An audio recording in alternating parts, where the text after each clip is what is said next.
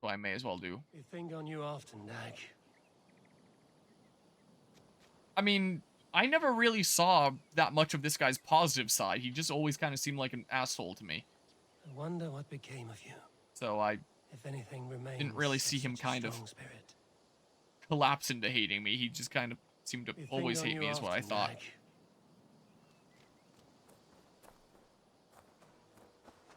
Was the I walked into a cutscene trigger. Eivor, it's Sven. He passed while I was away. Tovi, I'm sorry I wasn't there. No one was. We had planned to brand Tekla's barrels that morning, and we talked about what we might have for supper. And when I went to collect him, he was in his bed, sleeping, I thought. But he was already gone. I'm sure he went in peace. But he went with plans. Things he wanted to do, things he meant to do. His death was so empty, not like in our stories.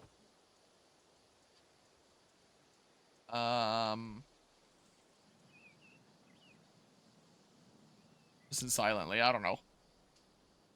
When we tell stories, the old and wise, they have this calm about them. They know when their end has come. You're one of these and they are cutscenes. My ready. sword despawns, but my bow sticks around. Sven wasn't ready.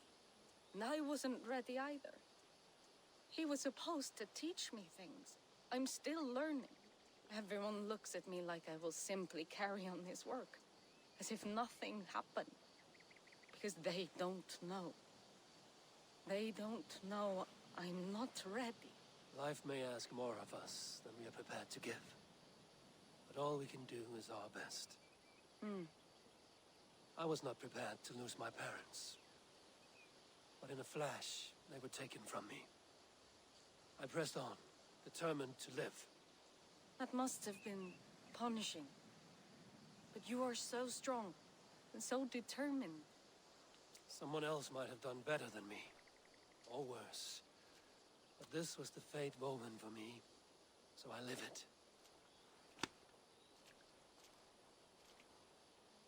I know Sven believed in you, in your craft. So do you believe in him? Do you trust him? He was the most skilled artist I have ever known. And he chose you.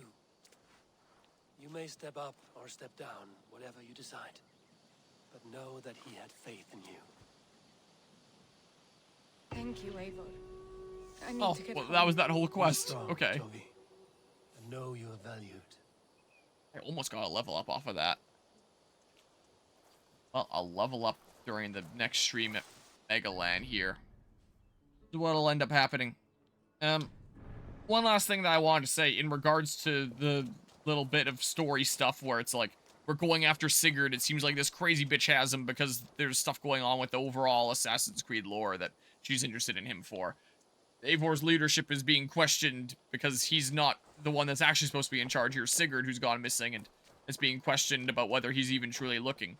If the game, like, completely focused on telling that story start to finish, I would think that it would be engaging enough to, like, keep playing. I think that that would be, like, a strong motivation to keep on going. Like, that would be enough substance there.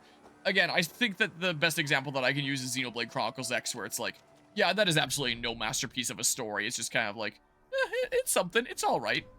But, like, it still has entertainment value and still makes you want to know what happens next. It's not like a whole big nothing burger. There is, like, substance there. Doesn't need to be, like, a crazy masterpiece. And that's why I feel with, like, the main overarching plot that's going on with this game. Where it's like, okay, there's some intrigue there. I am kind of genuinely interested to know, like, what happens there and what's going on. The trouble is, like, 80% of the game is not that story. And you dick around doing so much other stuff. And yeah, I mean, there really isn't that much stuff to do with the assassins as well. At this point. With these past couple of games very much just being, like, you know, same universe, but not really the Eivor, assassins anymore. Out the gate? How So, do you feel, Eivor? I would rather not talk about it. I understand. so if we were going around making progress on this one story, I probably wouldn't think that it was like an out-of-this-world masterpiece. But it would be a plot that would be engaging me enough to keep on continuing playing. Like if I wasn't a content creator, if I was playing this on my own time and I was at like this point in the story and I knew that the immediate next mission that I would do would continue this story, yeah, I would have the motivation to continue playing. I would want to see like what happens next. But as is, if I wasn't a content creator doing a series on it, if I knew that I had to do like a whole bunch of other fluff and then I eventually get to it, then it kind of kills my motivation there to an extent. Okay, so I'm pretty sure from what was said before that this is the one that would continue that plot line. So I can know that specifically. And if I chat here, My mind is fixed on Sussex. then you know that it can continue the story. 100 hours worth of a story. That is for you to decide. The more alliances you have, the better your chances at victory. Yeah. I have changed my mind. I'm not gonna go after Sigurd. So, you know what another good recent example is here? In terms of things I've been playing lately? The Last of Us Part 2. So, you know, spoilers for the structure of the story of Last of Us Part 2. But the first half of the game has you playing as Ellie. You do like the prologue, and then you do Seattle day 1, day 2, and day 3. And then you have like a massive cliffhanger as she comes face to face with like her arch nemesis that she's been going after. And it's like, holy shit, like what's gonna happen here now? Like these two have finally come face to face. I wonder how this is gonna play out. You don't find out for like the next 15 to 20 hours because now you go back in time to Seattle day 1 again, but now you're playing through the game again as that arch enemy to see how she got to this same point as well, essentially. And so, like, while there is an interesting story going on with, like, Abby's story, I would argue, I kind of would have a hard time actually paying attention to it because I'm fixated on that cliffhanger that I've been left on. It feels like, it no longer feels like, hey, here's just, like, extra content I can do on the side when it's something mandatory. It's just, like, extra fluff that I have to get through to get to the thing that I actually want to get to. That's what it kind of feels like with the story of this game, where it's like the main overarching plot of stuff with like Eivor's connection with Sigurd and the stuff that's going on with him and like these different figures and stuff like that. It's like, okay, well, you know, I don't think that it's like the most interesting story that I've ever seen where it's like, oh my god, I have to see how this ends no matter what. But like, okay, I'm interested here. I would generally like to see how this plays out. Like, you have my attention. But when it's surrounded by so much fluff that has, like, no impact past I got another ally on the map, it doesn't hold my interest then, you know? It's kind of the issue of this game. And maybe I don't actually have to get all the friendships on the map after all. Maybe I have completely misinterpreted the main objective of this game. Maybe I only do need to do the key ones that actually progress the storyline. And then if I get these other ones on the map, it's just like a bonus. See the alliance map. Maybe I don't need to get all my friends after all until a point that the game decides that it's alright, like I thought was the case before. Maybe I just need to do this one, and then do like the next one that follows it, and then do the next one that follows it, and then bam, story beaten without having to do these. Maybe. I don't know. The game hasn't super made it clear. Each one of these feels like a story mission, except like it's not really connected overall, and it's just I have changed my mind. side quests that are handled as story quests is what it feels like, you know? I should go. So that's kind of where I'm at when it comes to the story of this game. Again, like the overarching story that they're telling at this point. I'm intrigued. I want to see how it plays out. But it's surrounded by so much fluff. What? I'm getting stuck in stuff. That, it would be hard to keep up the motivation and stuff like that. But yeah, especially when there's better games with better stories. Yeah, I mean, I think in terms of if this game was just telling the story, I also mean that in the sense of, like, if this was then a much shorter game for, like, the main story content, and there wasn't, you know, all this extra fluff and stuff. If I wasn't playing, like, One Piece, the video game, in terms of story pacing, like, because if they did take the current story and pace it over, like, 100 hours, like, that would be going friggin' nowhere fast, absolutely. But if this was just, like, you know, like a 20-hour game, 30-hour game, something like that, like some of the original Assassin's Creed games would have been, where it's just like start to finish. But in addition to that story, you have a vast open world and all sorts of other stuff that you can do, then great. But I feel like a lot of open world games kind of like have to justify the existence of so much content by forcing the player to go through at least like a set amount of that much content, even when it doesn't really contribute to the overall pacing and narrative flow, you know, if that makes sense. Even when it doesn't really contribute to the story that you're trying to tell. Let's force the player to go and do like a whole bunch of random other crap. Just because like, hey, we have this content here. Gotta make sure that players are doing it. Like, just give me my 20 to 30 hour linear story, Assassin's Creed kind of stuff, like, you know, that like that Ezio games, for example, or like Black Flag, where you can absolutely tunnel vision the main objectives and see it through. And also have like a vast world for players to explore if they like the game enough and they want to do that. But for those that do just want to see like the main content through, they can do that without dealing with so much other fluff.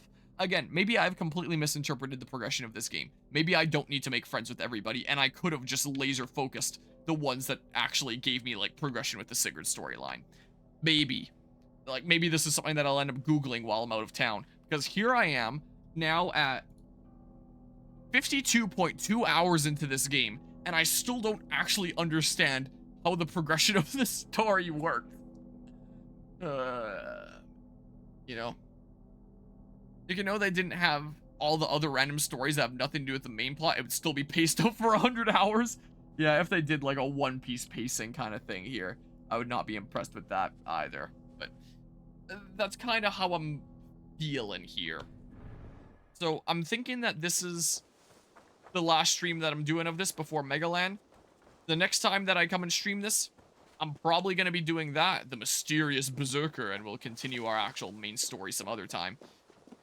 Or maybe I'll change my mind and do Wrath of the Druids instead, if it turns out I got through all the other stuff I wanted to do at Megaland, and I still have so much time left.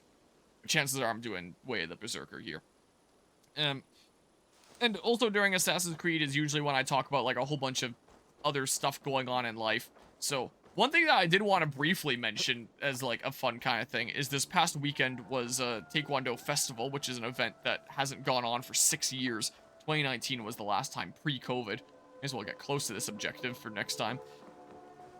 Where essentially I describe it as track and field for TaeKwonDo students, where it's just like a whole bunch of different like competition categories and friendly competition across our school and a set of like multiple other schools. And there's all sorts of different like competition categories, and you typically compete in like small groups, and it's a kind of fun event. I enjoy going to it. I'm oftentimes like refereeing sparring matches and stuff like that at these events, and this was the first time that it had gone on since COVID, so it was like a really big monumental one to be bringing it back.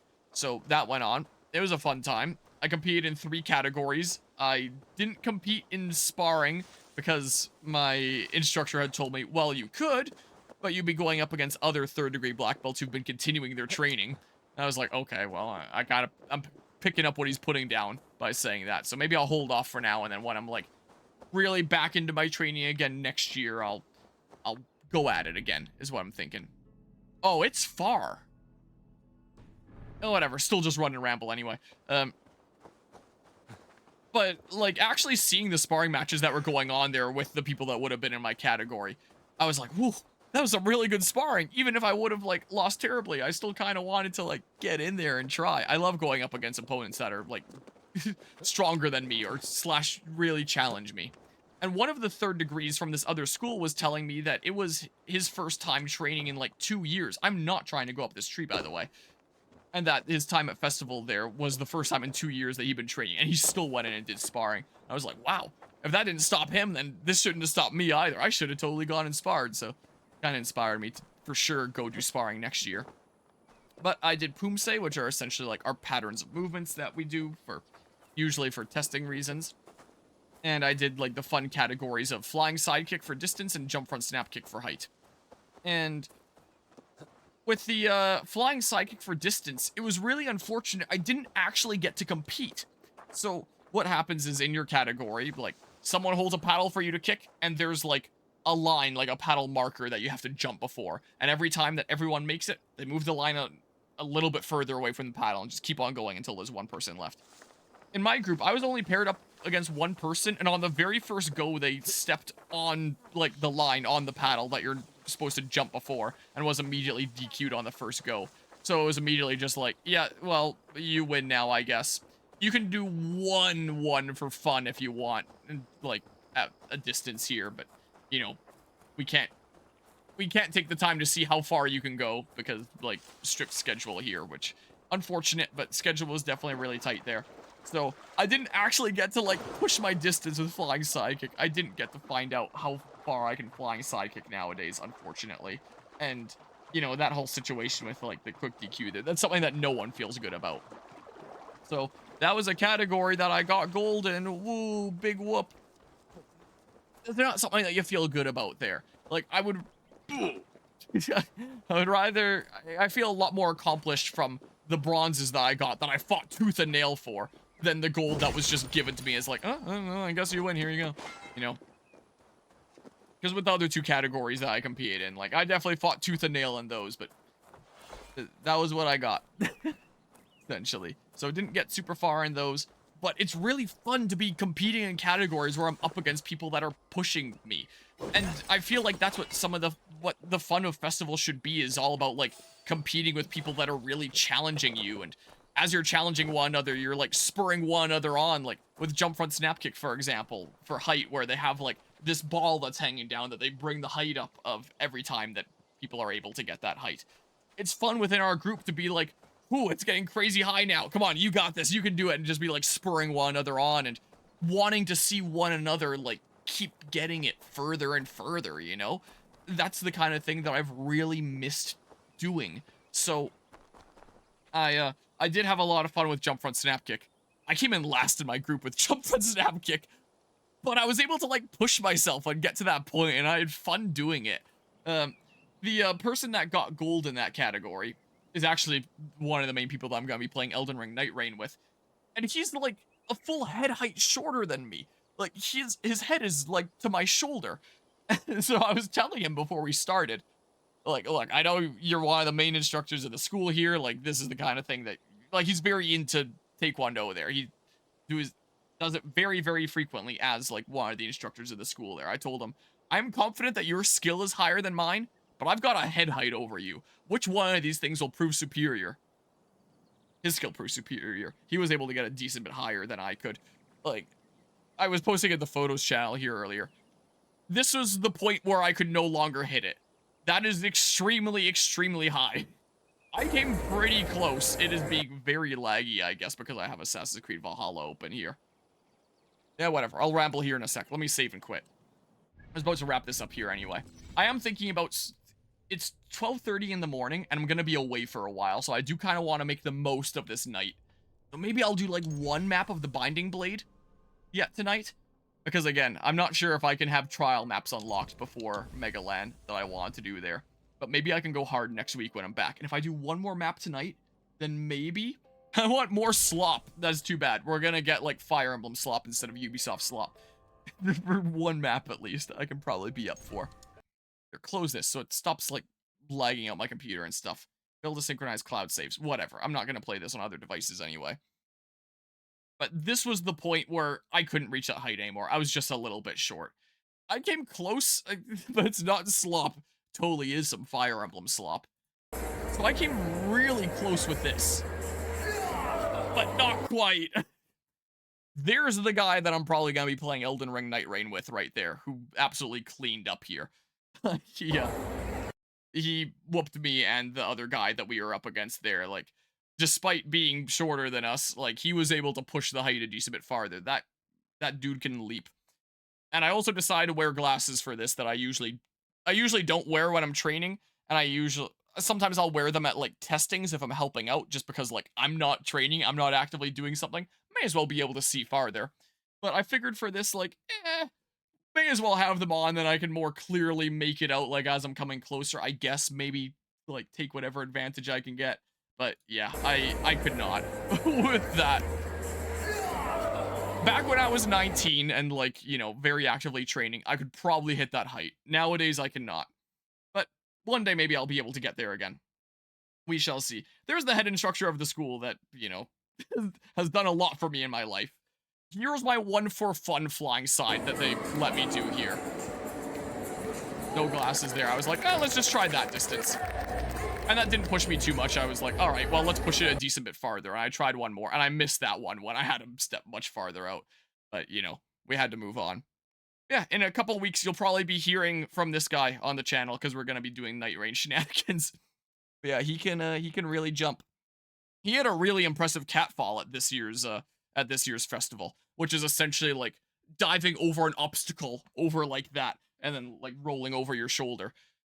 Like he was jumping over something that was quite a decent smidge higher than he is tall, and you know, very much something that he was proud of after that, understandably so. So yeah, had fun with festival. I just wanted to chat a little bit about that, but now I should probably do some Fire Emblem stuff because yeah, maybe there's a chance that I somehow beat the game and get to do trial maps for Megaland.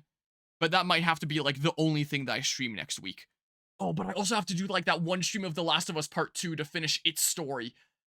So I can do the roguelike mode after the story is done for Megaland weekend. So I gotta do at least one stream of Last of Us Part 2 next week.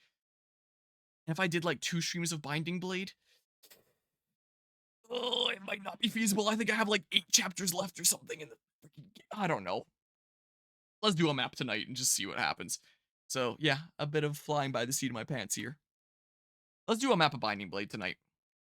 Next time we're streaming Assassin's Creed Valhalla, Megaland, and the thing, the Berserker guy, whatever.